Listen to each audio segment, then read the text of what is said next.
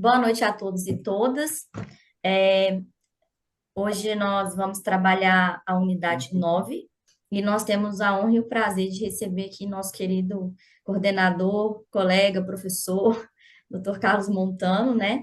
Que eu vou apresentar sucintamente o currículo dele e posteriormente a unidade a qual nós seremos contemplados com a apresentação de hoje. O professor Carlos Montano, ele é doutor em serviço social pela UFRJ e pós-doutor pelo ISMT de Portugal. Professor titular e pesquisador da Universidade Federal do Rio de Janeiro, da UFRJ. O professor Carlos, ele é autor de vários livros, né, os quais certamente nós tivemos contato durante a graduação, pós-graduação. Dentre eles, né, a gente destaca a natureza do serviço social, identidade, classe social, e um livro fundamental para o nosso NEAPS, né? Certamente que contribuiu bastante é a alienação parental e a guarda compartilhada, né?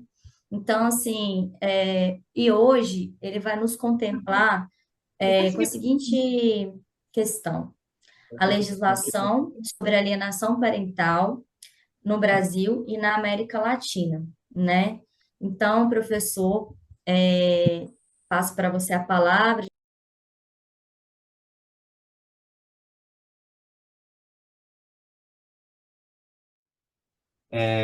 Como disse a Thais, a aula é a legislação sobre alienação parental em países latino-americanos. A gente quer fazer, né, evidentemente, eu sou um assistente social, não um advogado, não um jurista, mas a gente quer fazer um apanhado sobre a legislação, a lei, onde há, e a legislação, o arcabouço legal, na América Latina, ou pelo menos em países da América Latina. Aqui meu apresentação. Uma bibliografia tentativa, lá no final vocês vão ver, só que não vamos dedicar tempo a isso, que eu coloquei todos os links da legislação, né, dos países que foram tratados. E vamos para a nossa introdução, onde primeiro queremos salientar o ponto de partida do estudo sobre alienação parental. O ponto de partida do conhecimento científico deve ser a realidade factual, o fenômeno, seu contexto. O conceito ou categoria só deve ser elaborado teoricamente a partir em função desse estudo da realidade. Nunca antes. Não pode ser o ponto de partida, o conceito, independente da realidade. Mas justamente deve ser o ponto de partida, partir da existência ou não de um fenômeno, da sua realidade, da sua verdadeira configuração, para depois elaborar o conceito ou tratar da categoria. O mesmo acontece com a lei. A lei só é sancionada em função de um fato ou fenômeno social e da demanda social que visa regulamentar essa realidade. Eu quero, como dizia antes, justamente expressar que é isto que nós efetivamente fizemos neste curso. Nosso ponto de partida, a primeira unidade que nós trabalhamos, é a alienação parental como fenômeno social. A configuração ou o contexto sócio-histórico da alienação parental. Vimos que é um fenômeno realmente existente, que deve, ou pode, ou deve ser considerado como manifestação da questão social. Em seguida, na unidade 2, tratamos, né, da diferenciação entre a prática da alienação parental e a chamada síndrome de alienação parental. Em seguida, vimos como, na unidade 3, como a prática da alienação parental impacta nas crianças e nos adolescentes. Quer dizer, nós fizemos um caminho de estudo do fenômeno em si.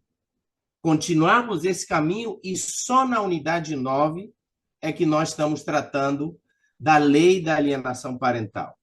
Isto é importante dizer porque, justamente, quem rejeita o conceito, considerando como pseudocientífico, ou demanda a revogação da lei, como sendo desnecessária, não tem como referente o fenômeno da realidade. Se rejeita como pseudocientífico um fenômeno quando ele não um conceito, quando ele não é visto como expressão de um fenômeno real. Se rejeita ou visa se revogar uma lei quando ela não é vista justamente a partir da necessidade da realidade que demanda uma certa regulamentação. E quando é assim, rejeitando o conceito ou demandando a revogação da lei, se tende à negação, à naturalização ou à invisibilização do fenômeno. A constatação da existência do fenômeno, a prática da alienação parental, leva necessariamente ao estabelecimento do conceito da categoria e à necessidade da sua regulamentação por lei. Vamos falar do contexto histórico, que já vimos na primeira unidade, mas quero recuperar duas coisas, porque justamente nos interessa a partir do fenômeno em si, para poder entender a lei.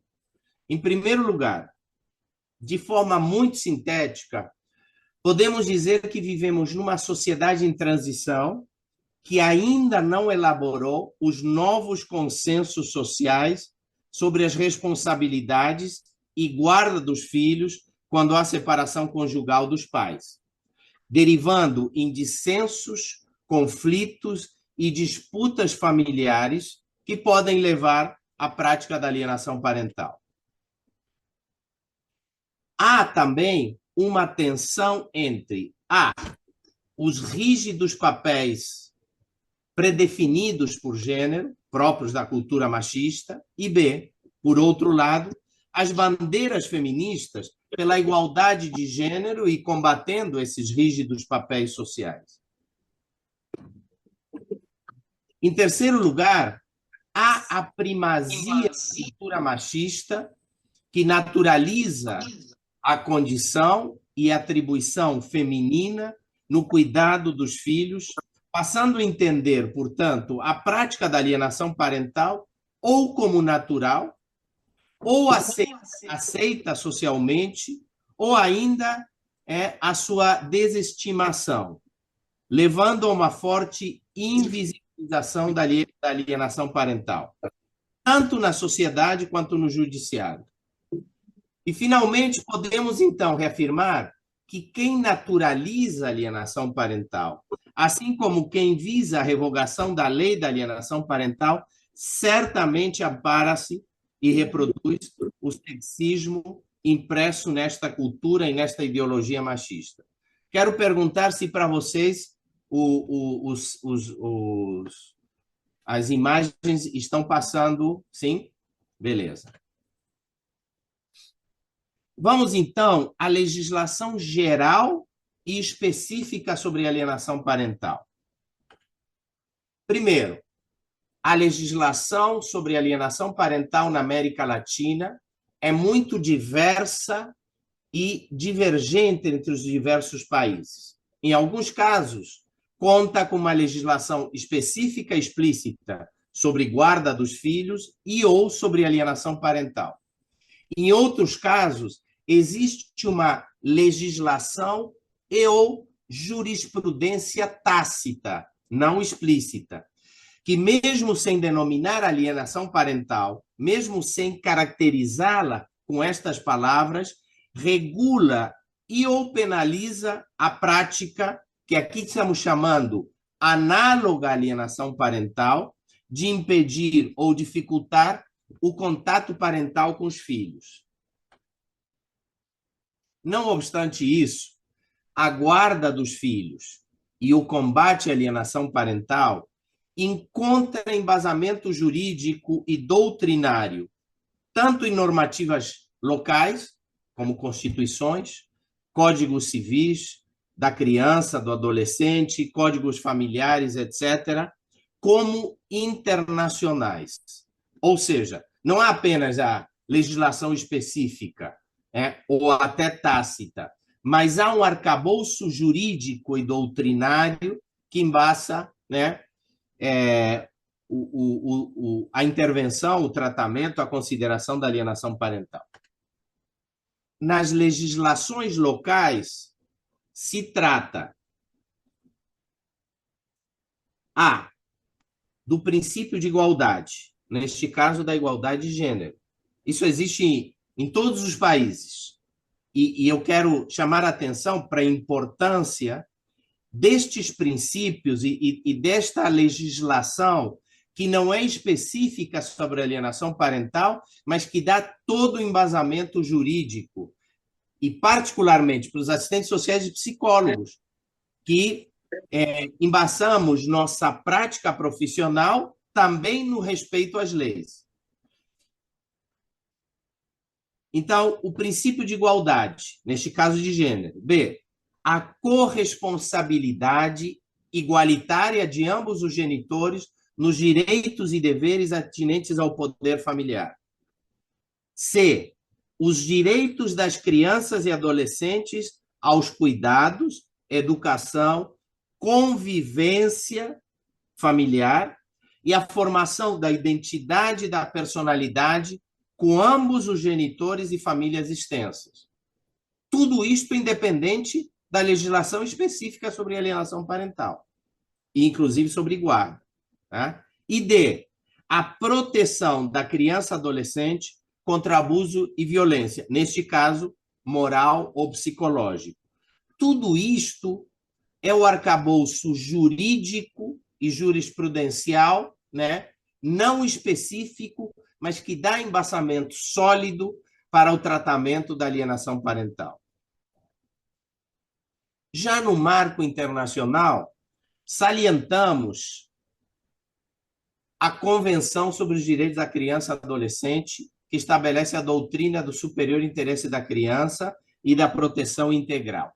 Aqui, no artigo 9º, numeral 1, os estados dos países signatários deverão zelar para que a criança não seja separada dos pais contra a vontade dos mesmos. No numeral 3 do mesmo artigo, os estados devem respeitar o direito da criança de manter regularmente relações pessoais e contato direto com ambos. No artigo 18, numeral 1, os estados-parte procurarão assegurar o princípio de que ambos os pais têm obrigações comuns com relação à educação e ao desenvolvimento da criança. Bem, a partir de agora, nós pesquisamos 10 países latino-americanos. Não são todos, nem são de todo o mundo. 10 países latino-americanos a partir da legislação disponível na internet, e em alguns casos, como Brasil e México, recorrendo também à bibliografia. A bibliografia, ou os links, melhor dizendo, sobre a legislação de cada país, estará no final, que apenas ficará como registro no PowerPoint, depois disponível no Drive. Vamos, então, o item 2, as legislações nos países latino-americanos. Primeiro trataremos dos 3 países, já vou adiantando, 3 países com legislação específica sobre a prática da alienação parental. Inicialmente, o Brasil, no qual eu vou me deter especificamente, não por este ser um grupo brasileiro, porque nesta aula nós queremos tratar a totalidade da América Latina, mas sim por ter um arcabouço legal e jurídico muito mais amplo.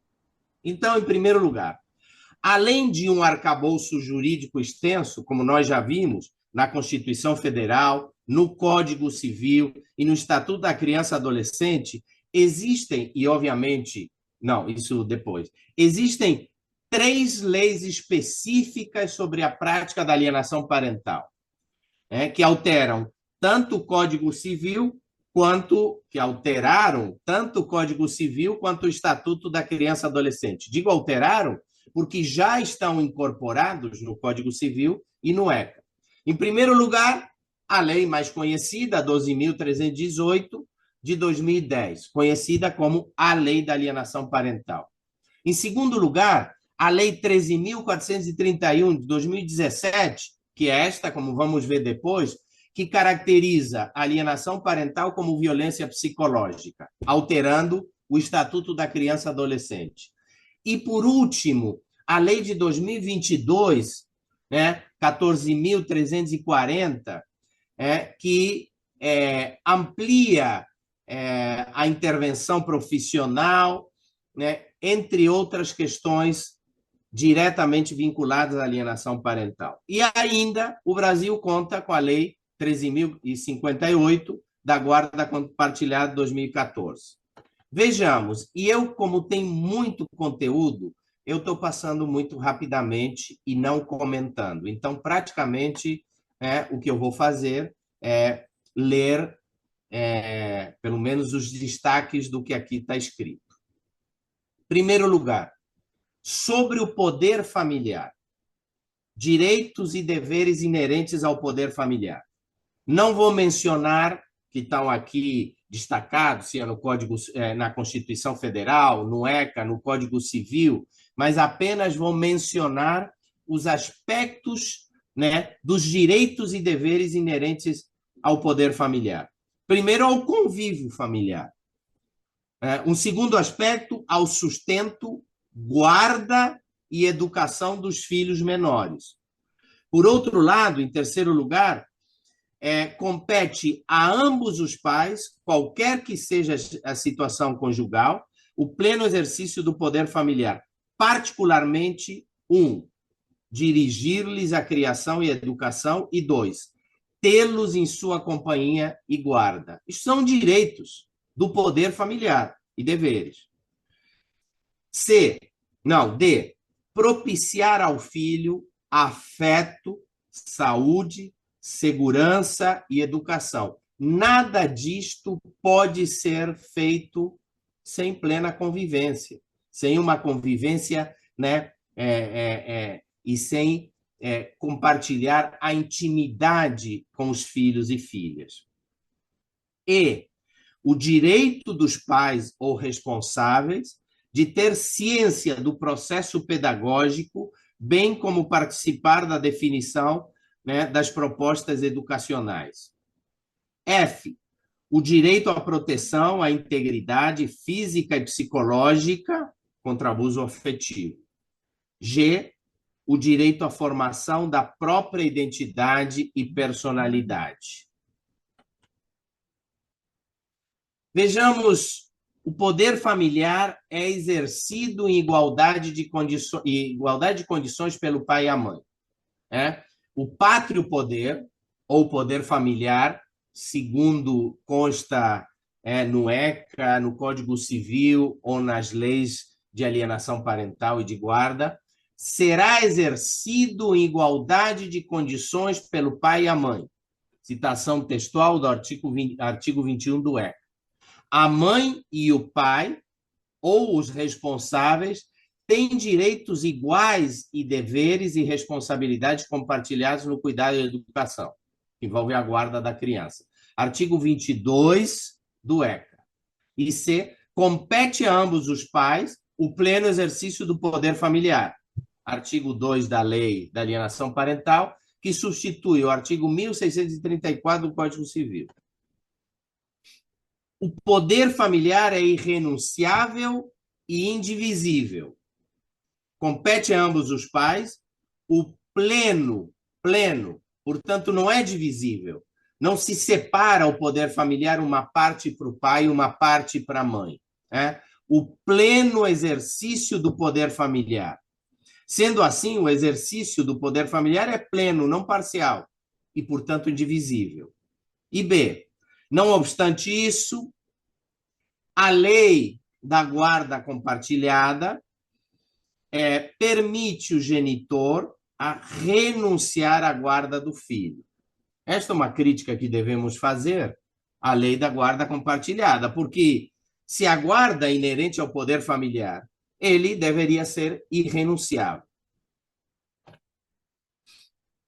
O poder familiar permanece na sua plenitude após o divórcio ou separação conjugal.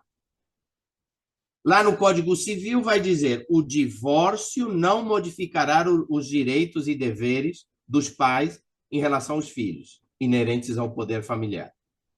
No Código Civil também, num outro artigo, diz: a separação judicial, o divórcio e a dissolução da união estável não alteram as relações entre pais e filhos. E, num outro artigo do Código Civil, vai dizer: compete a ambos os pais, qualquer que seja a sua situação conjugal, o pleno exercício do poder familiar. Assim sendo, o poder familiar não depende da situação conjugal. O poder familiar pode ser suspenso ou revogado sobre situações, sobre certas condições. Isto, eu quero dizer, desfaz qualquer argumento de que a lei da guarda compartilhada obriga aos filhos a conviver com um pai pedófilo ou com maltratos, etc. Não, existem leis e existem artigos no ECA e no Código Civil que justamente nessas circunstâncias suspendem ou revogam o poder, os direitos do poder familiar, que eu não vou me adentrar neles por questões de tempo. Isso sobre o poder familiar. Sobre a guarda compartilhada.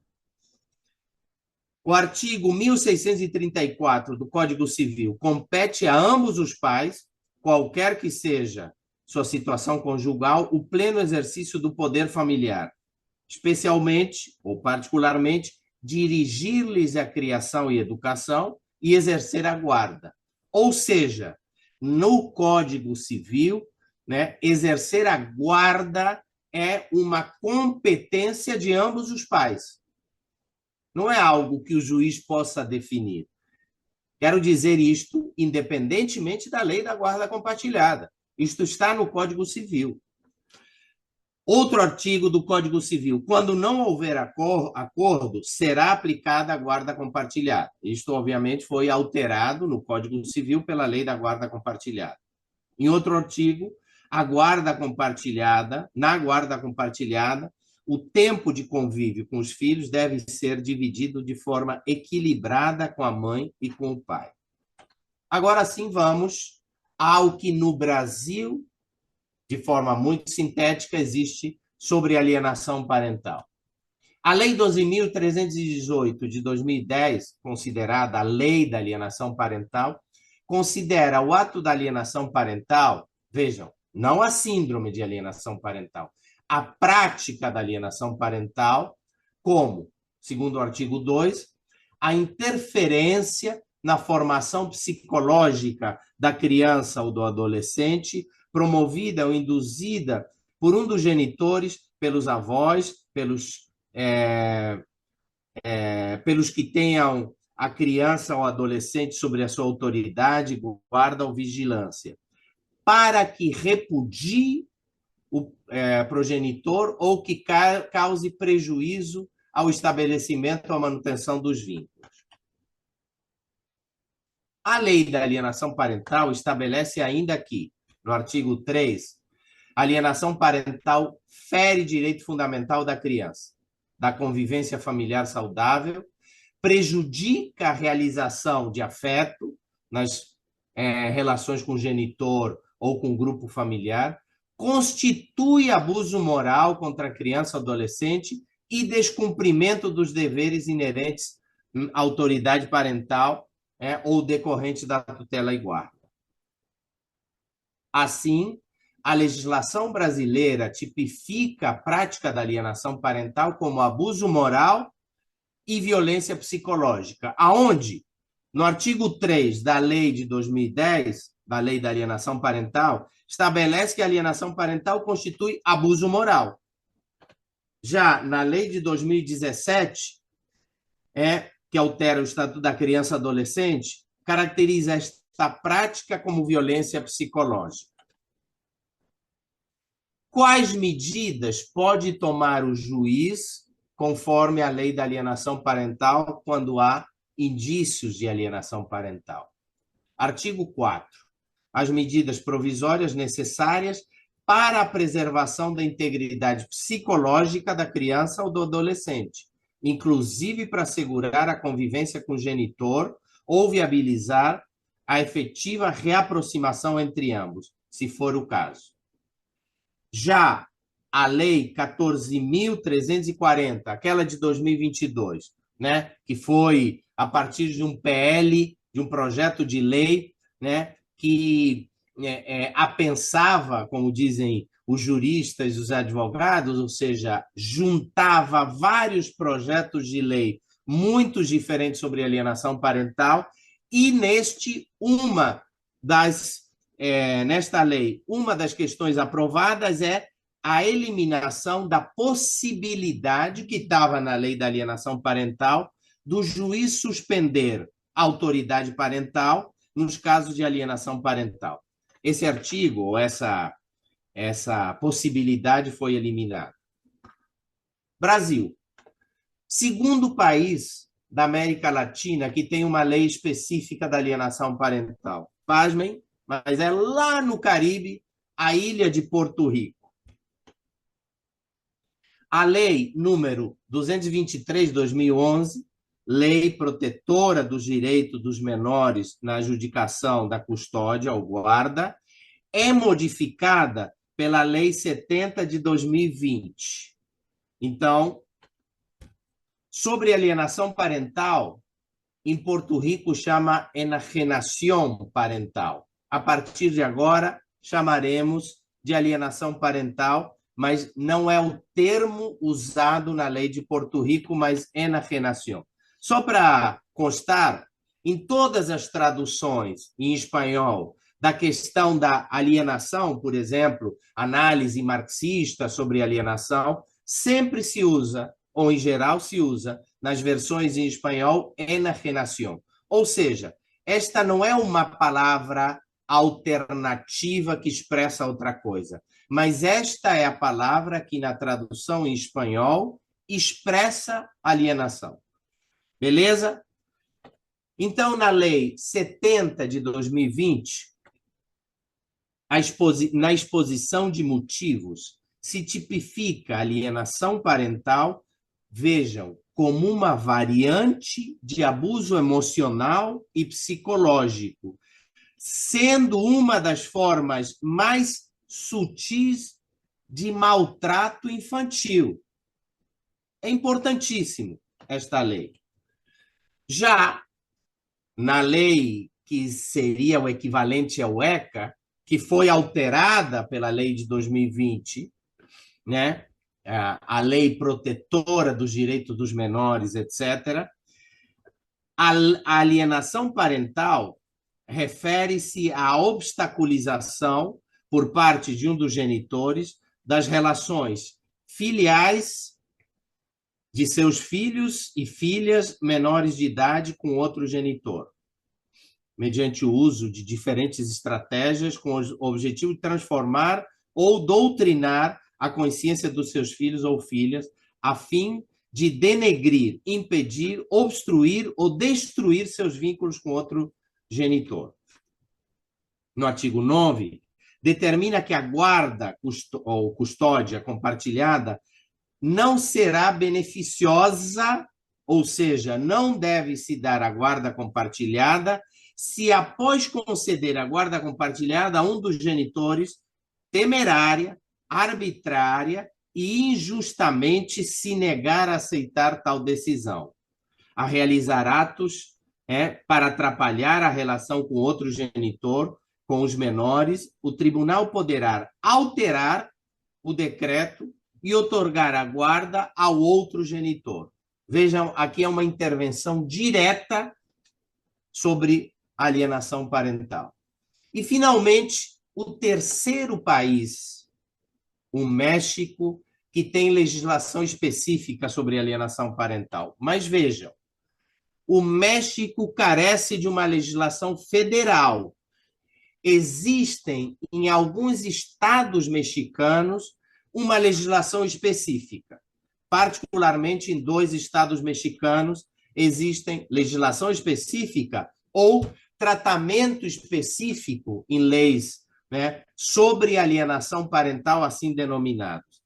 Em outros 23 estados, podemos dizer que se reconhece e protege de forma tácita ou equiparada o direito à convivência paterno-materno-filial e proíbem a interferência injustificada que deste se faça.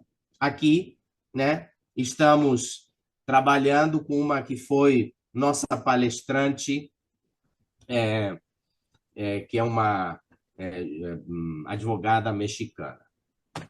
Vamos para o primeiro estado com legislação específica, o Código Civil de Aguascalientes, que vai caracterizar alienação parental como a manipulação ou indução de que um genitor realiza sobre o seu filho menor, tendente a obter o desprestígio exagerado e ou injustificado do outro genitor para produzir no menor rejeição, rancor, ódio ou desprezo sobre este. No outro artigo, no caso de separação de quem exerce a pátria potestade, ou seja, o poder familiar, lá chama de pátria potestade, então, a partir de agora, vamos usar o termo brasileiro, né, que é o poder familiar, mas na legislação mexicana é pátria potestade, como em outros países latino-americanos. Ambos deverão continuar com o cumprimento dos seus deveres. Em outro artigo, quem exerça o poder familiar deve procurar o respeito e aproximação constante das crianças e adolescentes com outro ascendente e com a família extensa, para efeito de conservar os laços afetivos com os membros que conformam, evitando qualquer ato de alienação parental. Finalmente, nestes 2 artigos, a extensão ou suspensão do poder familiar quando se realizem condutas que provoquem alienação parental. Vejam, aqui se penaliza no México com a perda ou a suspensão do poder familiar quando exista a prática de alienação parental, ou quando, numa resolução judicial firme, se determine a existência de alienação parental. No outro artigo, em qualquer momento em que se apresente a alienação parental, o juiz de ofício ordenará as medidas terapêuticas necessárias para os filhos menores, com finalidade de restabelecer a convivência sadia com ambos os genitores. No caso de ser necessário, de decretar a suspensão da guarda ou convivência previamente estabelecida. Beleza? Vamos no segundo estado mexicano com sua legislação específica sobre alienação parental, que é o Código Familiar de Morelos. No artigo 224 da legislação de lá, entende por síndrome de alienação parental, aqui usa essa terminologia, mas, na verdade, fala da prática da alienação parental. Porque, vejam, a conduta de um dos genitores. Então, menciona a síndrome de alienação parental, mas, na verdade, legisla sobre a conduta dos genitores ou integrantes do entorno familiar tendente a sugestionar ou influir negativamente nos filhos contra o outro, provocando neles sentimentos negativos como rejeição ou distanciamento para com ele, considerando esta prática como atentados contra o vínculo dos filhos com os genitores ausentes. Com isto, eu quero mencionar uma questão, porque muito provavelmente vocês já ouviram pelos negacionistas e os que pretendem a revogação da lei brasileira da alienação parental, dizer que só no Brasil existe lei da alienação parental. E dizer ainda que no México se revogou a lei da alienação parental. Não é verdade.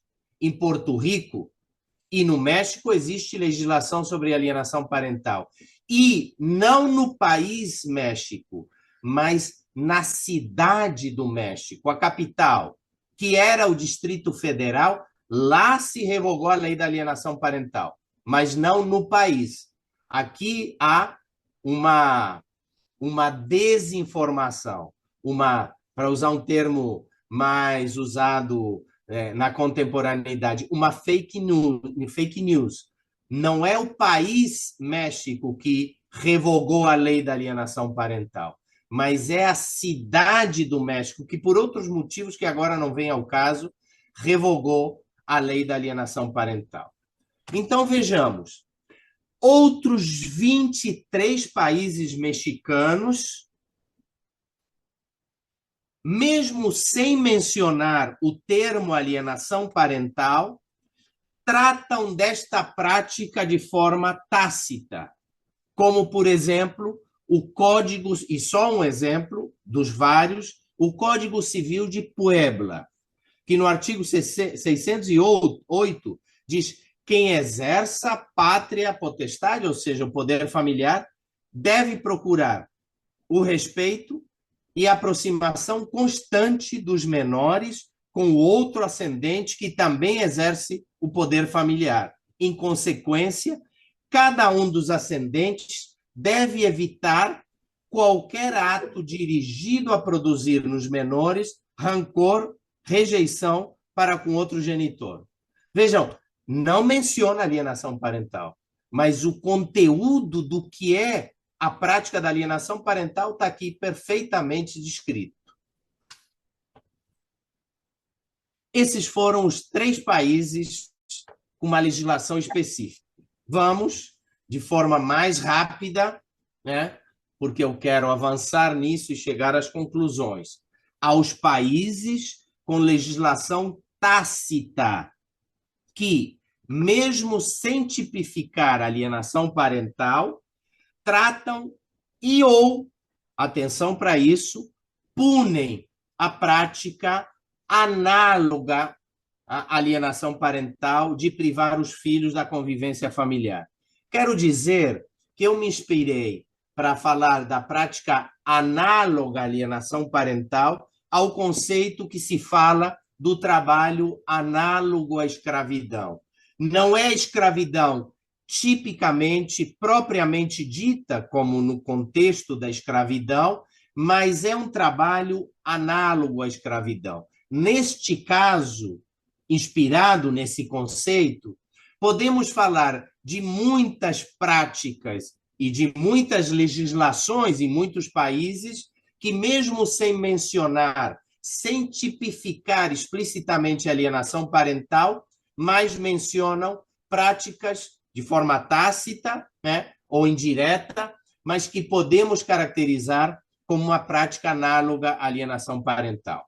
E aqui temos, para homenagear o meu querido amigo Rubem, em primeiro lugar, a Argentina. E sobre os cuidados pessoais, e agora, a partir de agora, vou falar, ou podemos caracterizá-lo como a guarda, e sobre a responsabilidade parental, que podemos caracterizar como poder familiar, no Código Civil e Comercial, estabelece que o exercício da responsabilidade parental ou do poder familiar corresponde, literal B, no caso de cesse da convivência, divórcio, nulidade do matrimônio, a ambos os genitores. Sobre a prática análoga à alienação parental, e repito, quando falamos de análoga à alienação parental, porque ela não é tipificada na lei como alienação parental. Podemos ver que, pasmem, no Código Penal modificado por uma lei de 1993, no artigo 72, caracteriza como delito o impedimento de contato dos filhos menores com seus pais não conviventes. Já nessa lei de 1993, o artigo 1 afirma: será reprimido com prisão de 1 mês a 1 ano o pai ou terceiro que ilegalmente impeça ou obstrua o contato do menor de idade com seus pais não conviventes. No artigo 2, estabelece: nas mesmas penas incorrerá o pai ou terceiro que, para impedir o contato com o pai não convivente, mude de domicílio sem autorização judicial. Alguns países eu vou passar muito rápido. Na Bolívia, sobre a prática análoga à alienação parental, temos o Código da Ninha, Ninho e Adolescente, né, que estabelece como infrações por violência contra crianças e adolescentes a utilização da criança ou adolescente como objeto de pressão, de chantagem, de hostilização contra os familiares e o traslado e retenção arbitrária da criança ou adolescente por qualquer integrante da família de origem que afaste da autoridade que exercida pela mãe, pai, ou guardadora, ou guardador, tutor ou tutora, né? Na Guatemala, temos sobre a guarda e o poder familiar no Código Civil, que se conservam o direito de se relacionar com os pais, com as crianças, e a obrigação de vigiar a sua educação. Já no Chile, vou me deter um pouco mais, porque temos sobre o cuidado pessoal ou guarda e sobre a pátria potestade ou poder familiar no Código Civil chileno, modificado por uma lei de 2013, o regime de responsabilidade e convivência dos filhos com seus genitores. Assim, no artigo 224, estabelece-se o princípio de corresponsabilidade, onde os filhos vivam juntos ou separados, os pais os pais participarão ativa e equitativa e permanentemente na criação e educação dos filhos. Já no artigo 225, estabelece o cuidado personal, ou seja, o poder familiar, compartilhado como regime de vida que procura estimular a corresponsabilidade de ambos os pais que vivem separados. Também no artigo 225, vai estabelecer no regime e exercício do cuidado pessoal, da guarda, se considerarão e ponderarão conjuntamente os seguintes critérios e circunstâncias. Dentro deles, saliento a atitude de cada um dos genitores para cooperar com o outro a fim de assegurar a máxima estabilidade ao filho e garantir sua relação direta e regular com o outro. E, finalmente, não é finalmente, no artigo 229, o pai ou mãe que não tenha o cuidado personal ou guarda do filho terá o direito e dever de manter com ele uma relação direta e regular. No artigo 244, na falta de acordo, corresponde ao pai e à mãe conjuntamente o exercício do poder familiar. Já sobre a prática análoga à alienação parental, no Chile, mesmo sem mencionar alienação parental, no artigo 229 diz: o pai ou mãe que exerça o cuidado personal ou guarda do filho não obstaculizará o regime de relação direta e regular que se estabeleça a favor do outro. Ou seja, está legislando sem mencionar sobre alienação parental. No Paraguai, nós temos o Código da Niñez e Adolescência, né, modificado por lei em 2018, onde, sobre a guarda e poder familiar, se estabelece o direito à convivência com seus pais, o direito a se manter vinculado com os demais membros da sua família e com os quais não convive.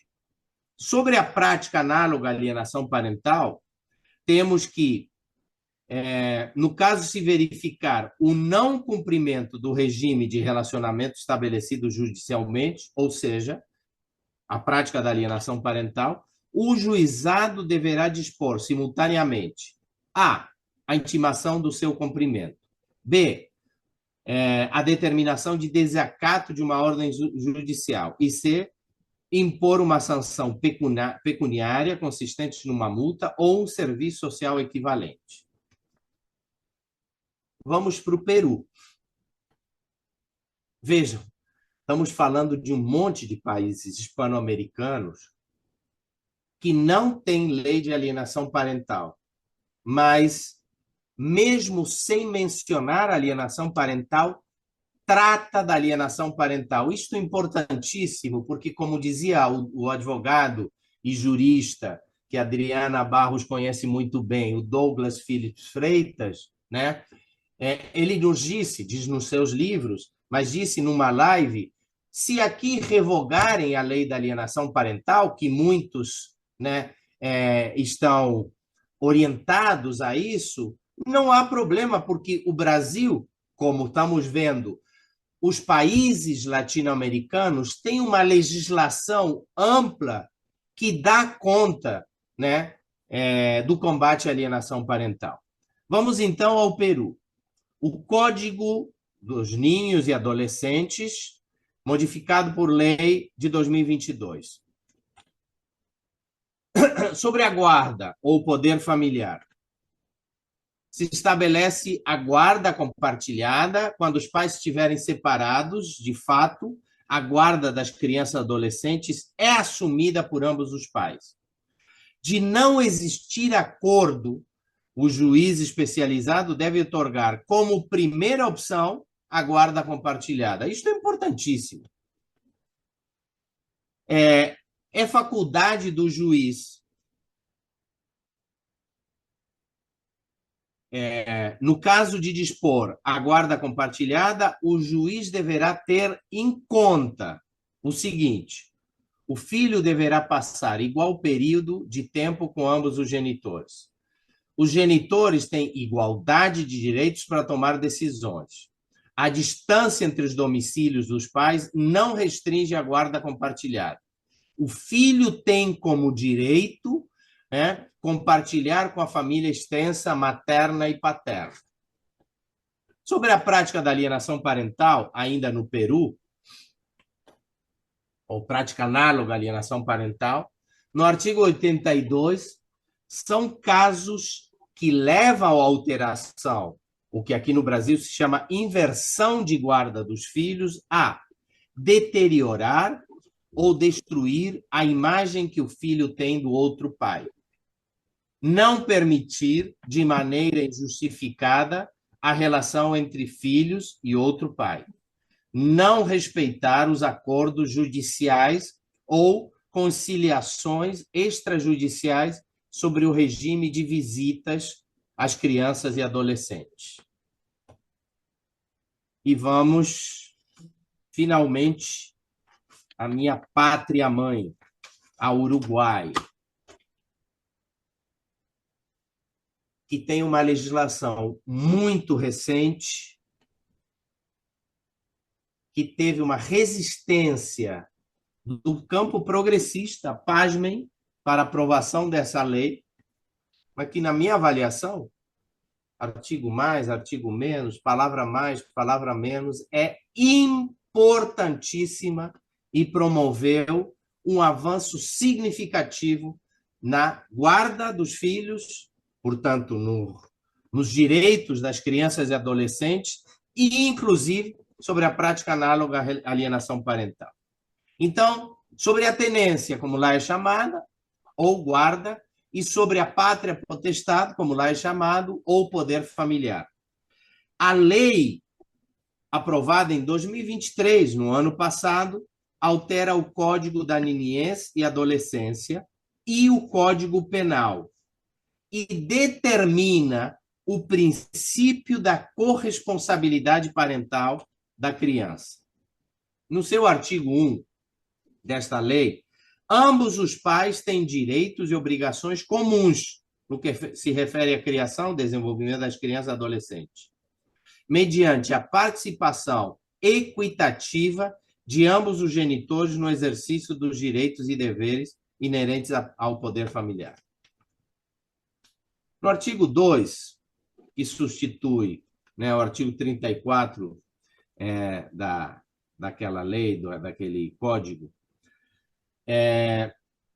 a responsabilidade na criação, educação e desenvolvimento integral da criança e adolescente corresponde a ambos os pais. A separação dos pais não pode limitar nem afetar o exercício dos direitos e deveres próprios da guarda jurídica. No seu artigo 3, o juiz privilegiará a guarda compartilhada na medida que esta resulte a melhor forma de garantir o interesse superior da criança e adolescente. Vejam que aqui não fala de garantir o interesse melhor, como é falado no Brasil. Não é o melhor interesse. Melhor é uma determinação valorativa. O que é melhor, o que é pior. A doutrina é do superior, né, interesse ou maior interesse da criança ou adolescente. Procurando que as crianças e adolescentes compartilhem tempos de convivência razoavelmente equitativos com cada um dos seus pais. Já no artigo 7, na falta de acordo, ou no caso de que se impeça o limite ou o exercício do direito mencionado, o juiz de família fixará o regime de visitas, segundo o princípio de responsabilidade e criação. Já sobre a prática análoga à alienação parental, né, nessa lei, no artigo 3, podemos ver que a guarda alternada, lá chama alternada, mas está se referindo à guarda compartilhada. Uma vez disposta, deverá ser cumprida. Aqui legisla diretamente sobre alienação parental, ou seja, o não cumprimento da guarda compartilhada, que é alienação parental, aqui não tem esse nome, deverá ser cumprida sem que seja obstáculo para isto que um dos pais se oponha com base ao mau relacionamento com o outro. Não interessa o relacionamento entre os genitores. Se estabelecida a guarda compartilhada, ela deverá ser cumprida. Já no artigo 4º, no caso de não cumprimento do regime fixado, ou seja, no caso de prática da alienação parental, serão aplicadas as sanções previstas no artigo 43 do presente Código, né, sem prejuízo da aplicação do artigo tal. A parte que está, no outro artigo, a parte que está obrigada a permitir as visitas, ou seja, que tem a guarda dos filhos, e se negue sem motivos ao cumprimento injustificado, o juiz poderá, a, determinar a entrega imediata da criança, b, determinar sanções previstas naquele tal artigo 43. Já no Código Penal, desculpem, eu não avancei com isso. Já no Código Penal, nós temos quando o agente se aproveitar da sua condição de responsável do atendimento ou cuidado da saúde da vítima, de sua qualidade de educador, professor, funcionário policial ou de segurança. É um agravante se considerará circunstância agravante do direito previsto no artigo anterior sobre calúnia e sobre a simulação de delito, ou seja, sobre a falsa denúncia, que a comprovada falsa denúncia se dirija contra a pessoa com quem o denunciante tenha filho em comum. Ou seja, quando alguém denuncia o outro genitor ou genitora para justamente afastar o filho do mesmo e seja comprovada a falsa denúncia. E, por outro lado, quem subtrair uma pessoa menor de 18 anos do poder dos seus pais, tutores ou curadores, ou de quem exerça sua guarda, mesmo que seja momentaneamente, ou a retiver contra a vontade destes, será castigado com 3 a 24 meses de prisão. Até aqui, eu esqueci de passar, aí temos o que eu acabei de falar. Até aqui temos, e passei muito rapidamente, vou pedir mais 15 minutos, muitas legislações, muito conteúdo, mas para ter uma noção de que, primeiro, não é só o Brasil que tem legislação. Temos vários países com legislação específica. Segundo, todos os outros países analisados, em total, os 10 países latino-americanos que analisamos, têm uma legislação que trata e considera a prática análoga à alienação parental. Aqui tem um outro artigo que também esqueci de passar. Vamos, então, a algumas conclusões.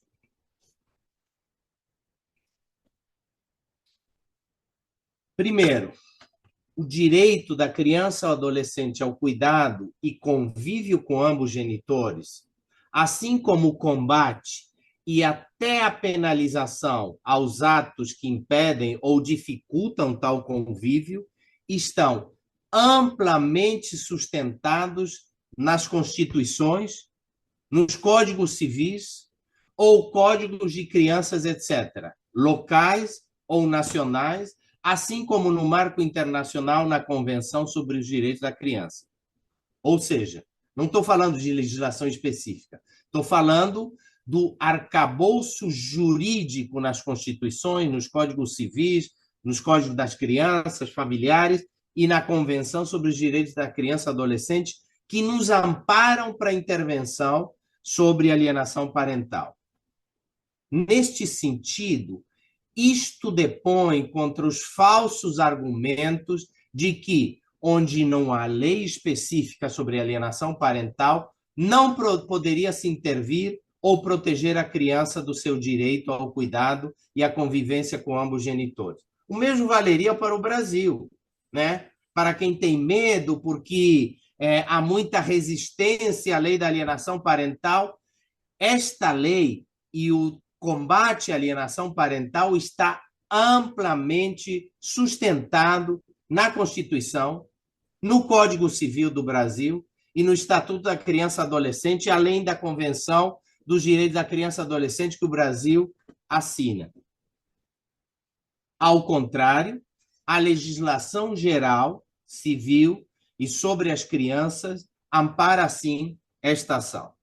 Uma segunda conclusão: a existência de leis específicas em 3 países, assim como a legislação tácita em 7 países sobre alienação parental ou a prática análoga à alienação parental, marca uma presença considerável desta legislação. Dependendo do terminal até a casa dela, dá 3 minutinhos. Isto nega os falsos discursos de que, primeiro falso discurso, só no Brasil existiria a lei da alienação parental. existe explicitamente em 3 países. B, no México, alienação, segundo falso discurso, no México, a alienação parental teria sido revogada. Não. Apenas na capital, na cidade do México, alguém por desinformação, por ignorância ou querendo induzir a erro aos outros, confunde cidade do México com país do México, existindo, inclusive, em outros estados. C, terceira falsa informação.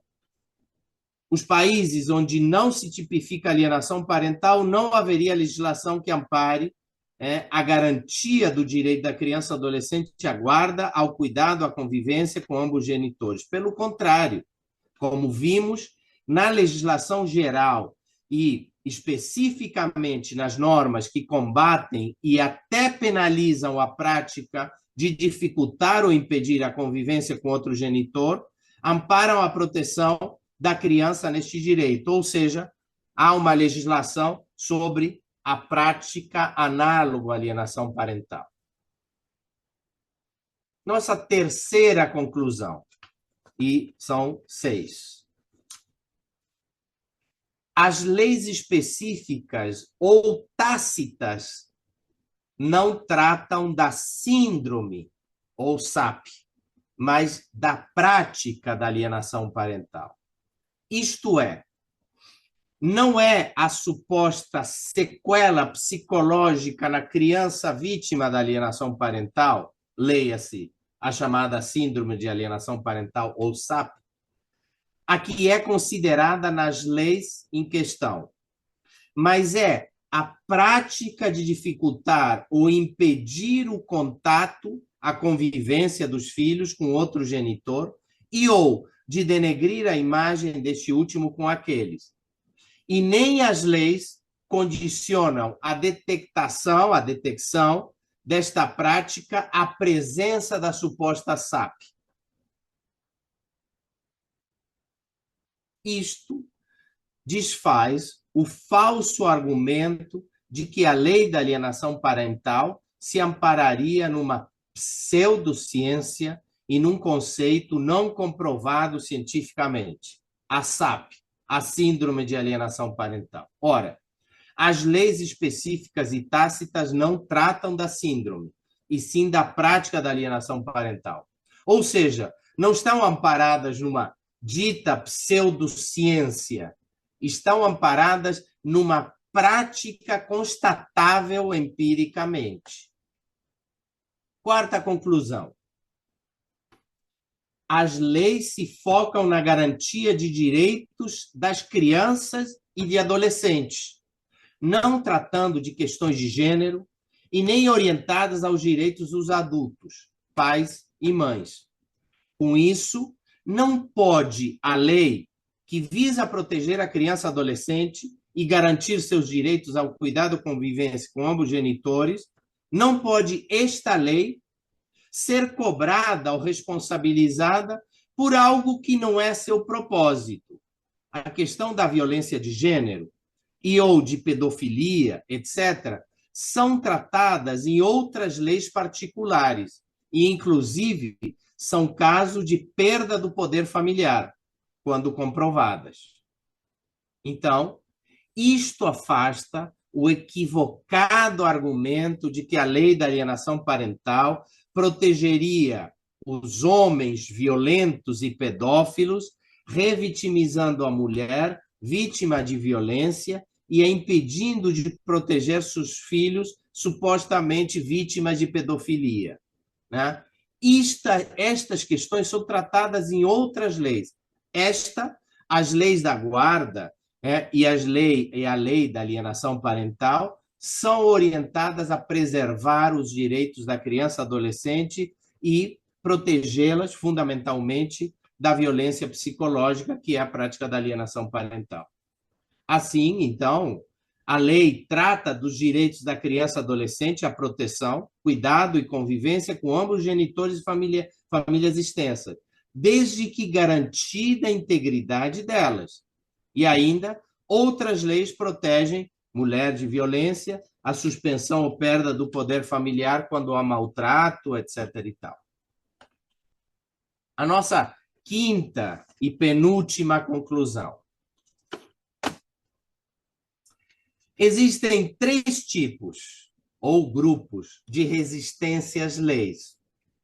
E, portanto, às leis e, portanto, ao direito que essas leis preservam das crianças e adolescentes ao convívio com ambos genitores e famílias extensas, os quais, os grupos, apresentam verdadeiros lobbies, podemos dizer, na tentativa de barrar a aprovação ou de anular as leis já existentes, hora de guarda, hora de alienação parental.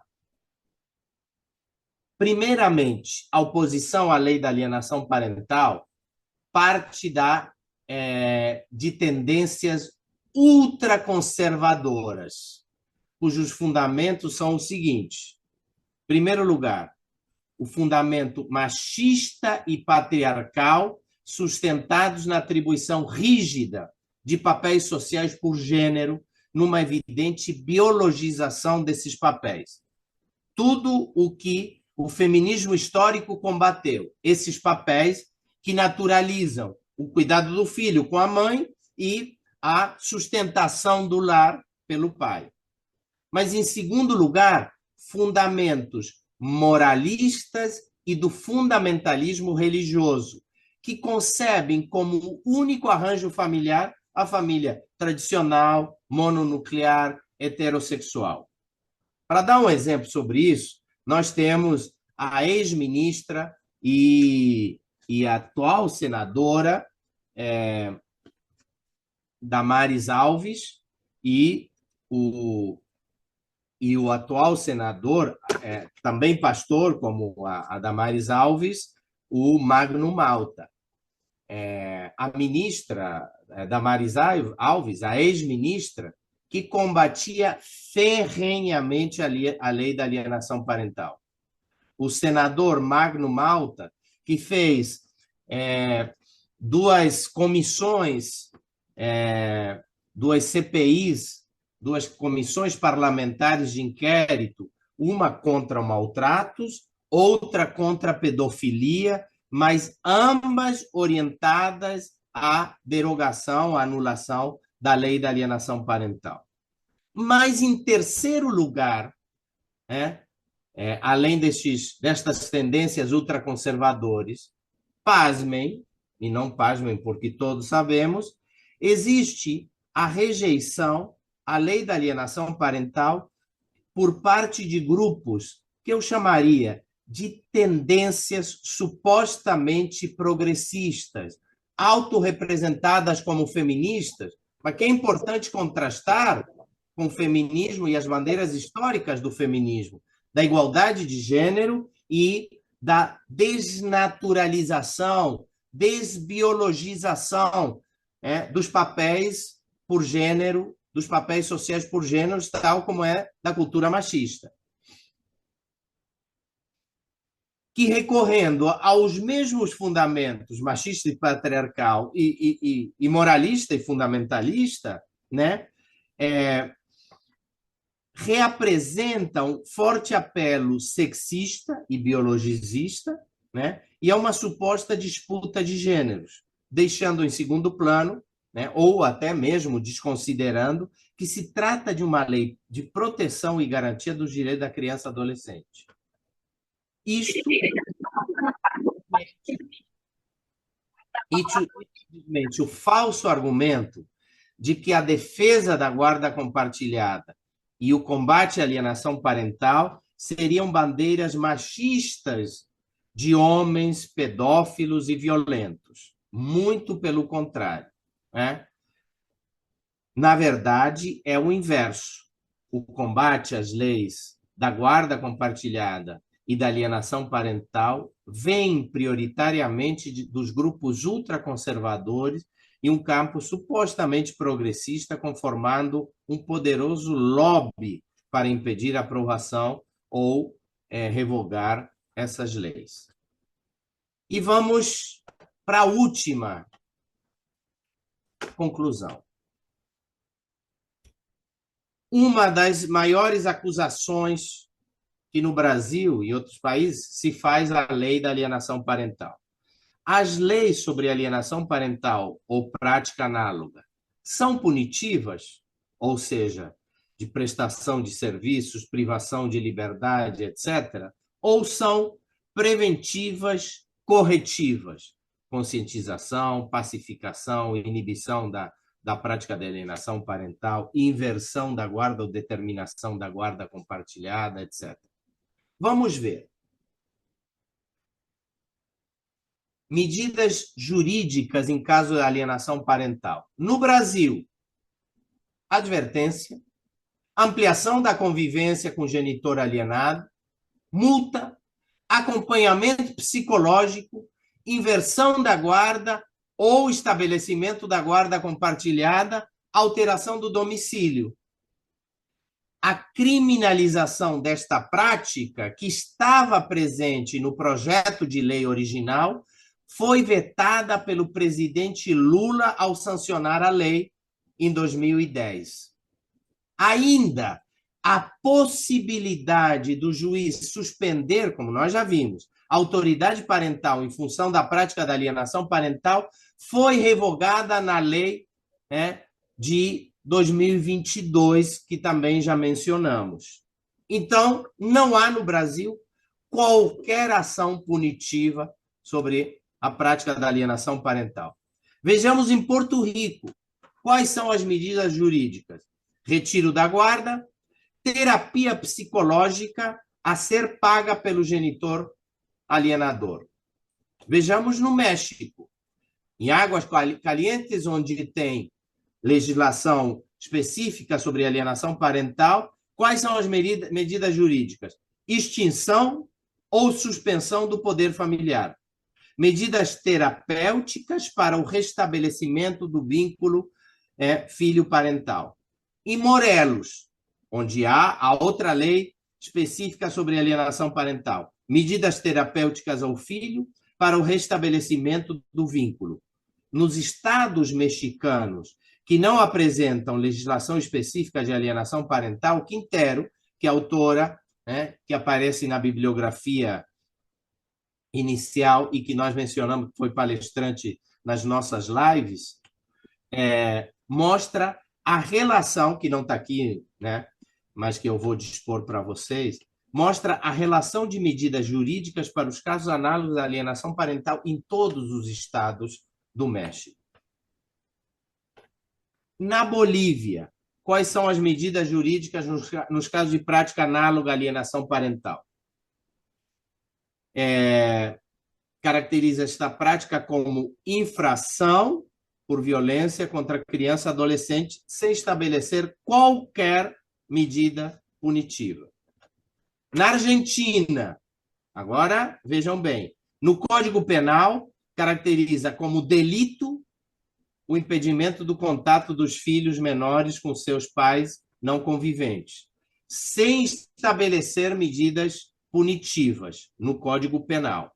Já na Lei de 93, diz: será reprimido com prisão de 1 mês a 1 ano o pai ou terceiro que ilegalmente impedir ou obstruir o contato do menor de idade com seus pais não conviventes, ampliando a pena para 6 meses a 3 anos, quando se tratar de menor de 10 anos. Quando se tratar, ou quando o pai ou terceiro, para impedir o contato do menor, com o pai não convivente, o mudar de domicílio sem autorização judicial. No Paraguai, o Código da Niñez tem como medida a intimação para o cumprimento, multa ou serviço social equivalente.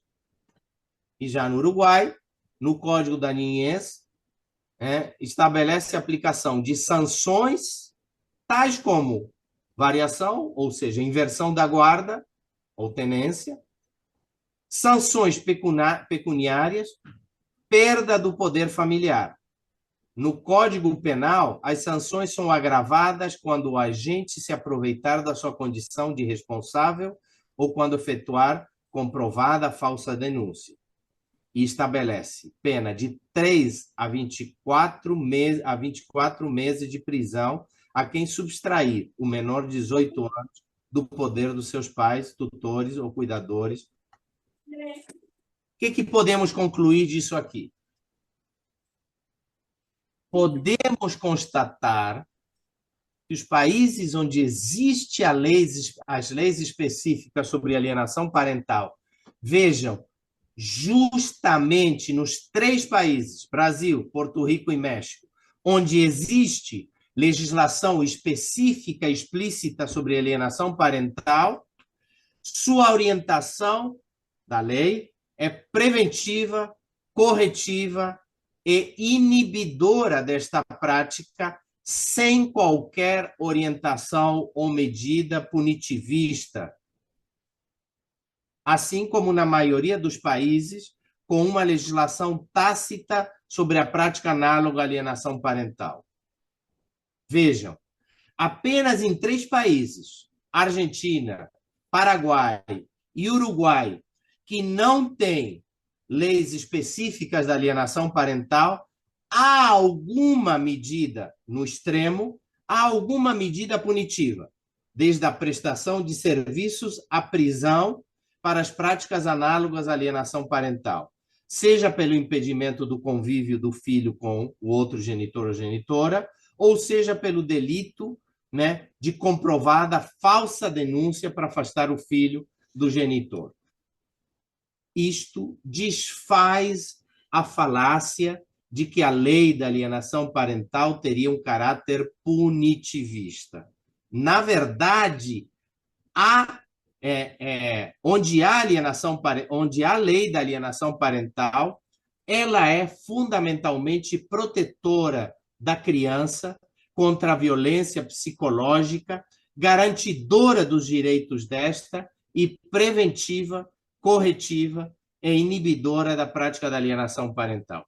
Desta maneira, podemos concluir que a lei da alienação parental, ao contrário do que afirmam os que visam, né, a revogação da lei, descriminaliza e não pune a prática da alienação parental. Até aqui, nossa exposição. Obrigado por acompanhar.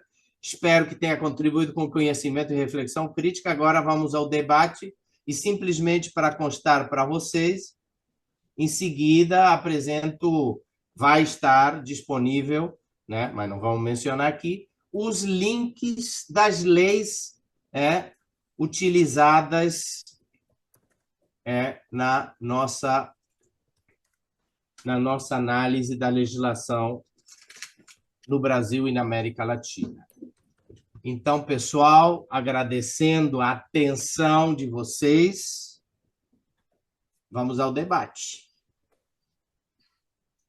Professor Carlos, muito obrigada, né, pelas colocações, considerações. Eu vi alguns elogios no chat, dizendo, né, da importância dessa temática, do rico conteúdo, né, que nós abordamos aqui.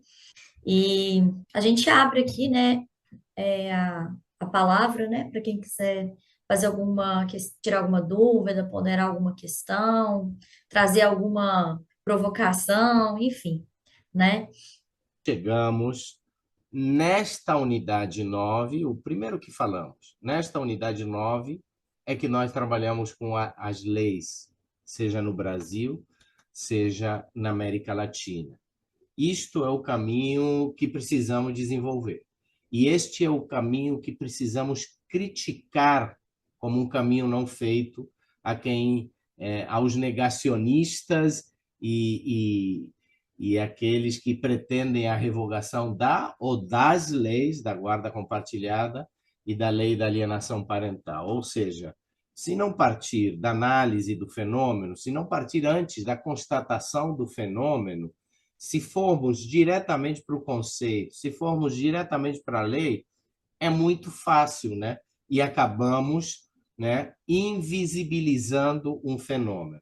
O fenômeno, ao longo destas 9 unidades, nós o constatamos empiricamente, o trabalhamos, o esmiuçamos, né? Diferenciamos o fenômeno da prática da chamada síndrome de alienação parental. Agora sim, em posse da realidade, a realidade que vocês todas e todos se deparam, com a qual se deparam, da elaboração do conceito ou da categoria da alienação parental enquanto prática de impedimento, etc. e tal.